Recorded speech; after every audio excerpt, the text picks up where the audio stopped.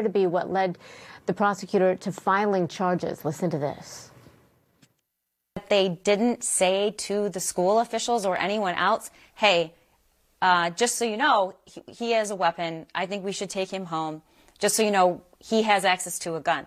Instead, they resisted taking him, and the decision was made that he should go back to class. And what we know now is there was actually, we have to assume, based on the footage that we've seen and a lot of other things, that gun was in the backpack with the child at that meeting. And it wasn't 2 hours later that he walked into a bathroom, walked out, and began to systematically try to kill as many people as he could. So yes, I think they are culpable, and I think their actions upon hearing that there was an active shooter at their son's school are even more disturbing. Let's go to CNN's Shimon Prokupecz. He's live in Pontiac, Michigan this morning. Shimon and his team have been up all night following this story. You were there as law enforcement held a press conference at about 3 a.m. And Shimon, it seems that the Crumbleys had no intentions of turning themselves in, despite what their attorneys said. Authorities went in with all different kinds of law enforcement, and they were equipped for anything. Yeah, they weren't taking any chances. These were fugitives, and so the fugitive task force, the U.S. Marshals, were out searching for them. This exclusive video that we obtained captures the moments right after they were taken into custody, and you see them inside this building that they fled into. Police saying someone let them in, and they know who let them in, and that person could potentially face charges. And so it was a 911 call, a tip from someone in the neighborhood who saw a woman, perhaps matching the description of who police were looking for. But more importantly, it was a vehicle. They saw the car. Someone saw the car that police had put out a description of that they were looking for. And so they called 911. And then when police got there, they had information that the couple were inside this building. And so they started this search through the building, and they found them hiding in a first floor room. And so then you see the video here, which shows them being taken into custody by the U.S. Marshals, by the Detroit police, and other law enforcement. They're in heavy gear with all sorts of body armor and heavy weaponry. Obviously, as you said, Boris, not taking any chances. The Detroit police chief spoke about someone else they are investigating. They're trying to find out who let them in and why they let them in. Take a listen. Yes, in fact, they were aided, and we're looking into that portion of the investigation. That part is very active right now. Our Metro Division has information that they're sharing with the U.S. Marshals, and they'll be sharing with the Oakland County Sheriff's Department. When you say aided, did someone let them in? So they didn't break in? They did not break in. So someone let them into this building? Yes. And they are now not far from me. They're booked at the county jail, which is just over to my left. That is where they are, with their son in the same jail, awaiting arraignment. We expect that they will be arraigned sometime today after 9 a.m., and then we'll see. You know, their chances of getting any kind of bail, obviously, is probably zero, or they'll set up very high bails because of what they did today. Some unbelievable details. Shimon Prokupecz from Pontiac, Michigan. Thank you. Shimon, thank you so much to you and your team there.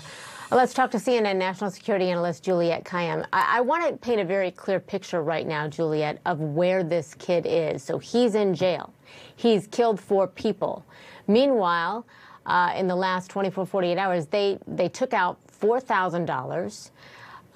They left their son, essentially just left him in jail. What does that tell you, that alone tell you about their parenting, and do you believe that maybe some sort of negligence could be added to their charges?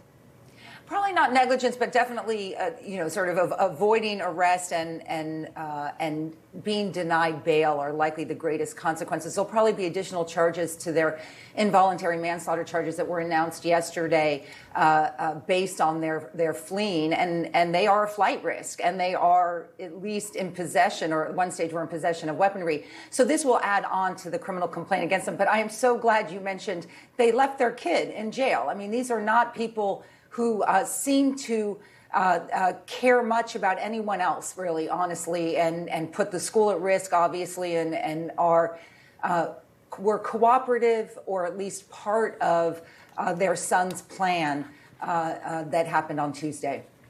So I want to just read for you what we know at this point that they knew, and then ask you about something on the other side of it. So we know that the day before the shooting, the teacher observed Ethan searching for ammunition while he was in class.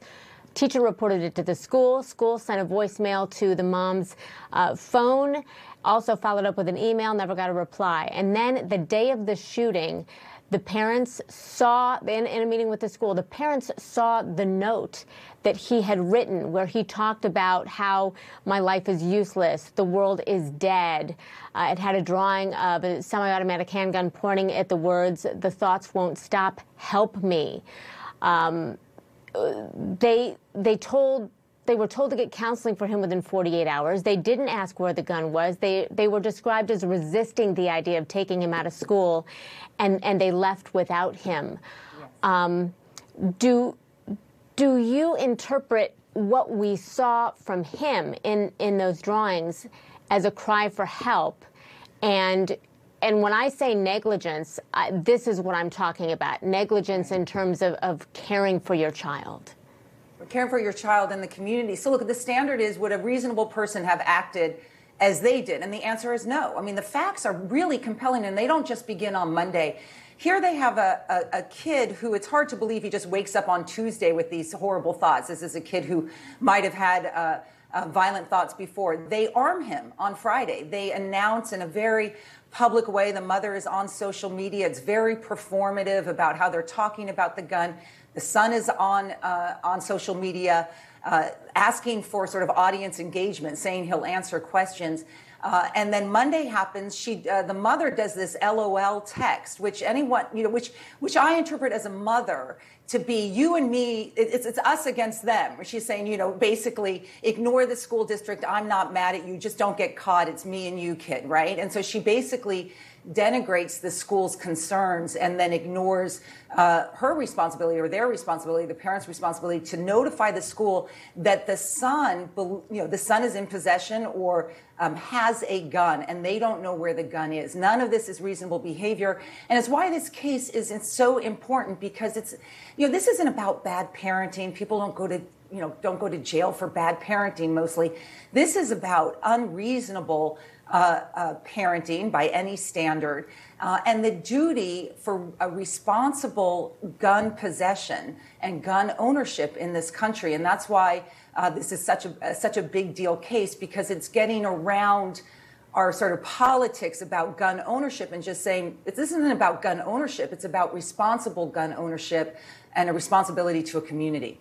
Real quickly, the parents, insisting that he stay in school on Tuesday after they had seen all of this evidence.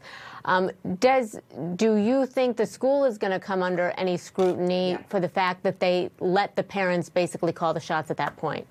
That's exactly right. I think they probably will not be criminal liability, but there will be civil lawsuits about what the school did. And I don't view them as equally culpable. We put a lot on school districts. Right. The teachers, I have to say, were incredible. I mean, Monday and Tuesday, they say something is wrong with this kid.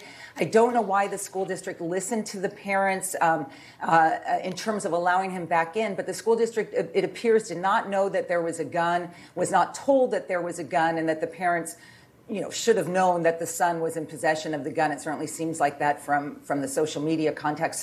So the school district is in trouble, but taking a step back, the school district is in a moment in which they're the last line of defense means a whole lot has gotten wrong at that moment, and we need to stop playing defense and expect these schools and teachers to do something that our society, our laws, and of course parents ought to be doing. Juliette Kayyem, we always value your interpretation of these things and your insight. Thank you for being with us. Thank you. Have a good day. You as well. Before we go to break, we want to take another moment to remember the students who lost their lives and show you their faces.